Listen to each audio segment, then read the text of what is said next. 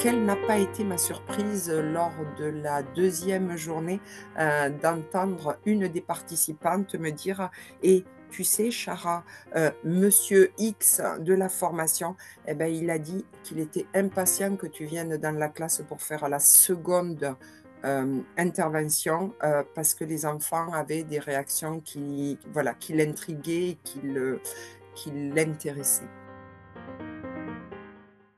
Je m'appelle Chara Joubrel Merahi et je mène un projet actuellement dans un collège.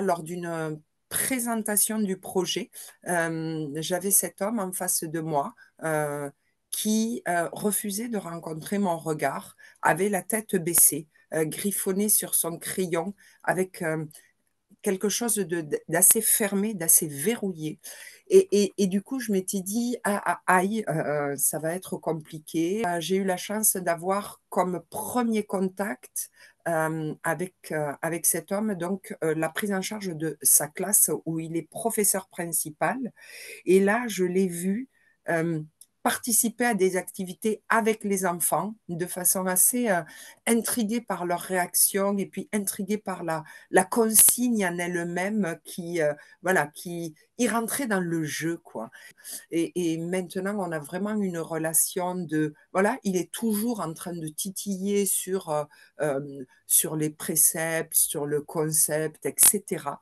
mais de façon très, très souriante et presque taquine. Donc il y a vraiment, voilà, ce commencement-là d'une relation, sympathique et où je le vois, un peu tourner, en tout cas. Je pense vraiment que les enseignants ont besoin de vivre les activités, et surtout de les vivre à un moment où, c'est pas de les mener, c'est vraiment d'être, au milieu des enfants, d'observer leurs réactions, de ne pas avoir la pression de mener, et donc de cette oppression un peu du résultat, qui est très lourd, hein, pour les enseignants. Ils veulent que les enfants soient plus sages, ils veulent que les enfants écoutent mieux, ils veulent qu'ils soient plus motivés et cetera. Ils sont énormément étonnés par la réaction des enfants qui peuvent être les plus difficiles, avec des comportements inappropriés, rentrer dans les activités de façon appropriée. Finalement, la discipline positive, c'est quoi?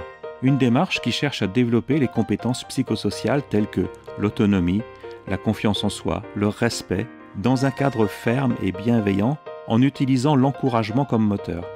Les outils s'adaptent en fonction de l'âge des enfants ou élèves et des problématiques rencontrées.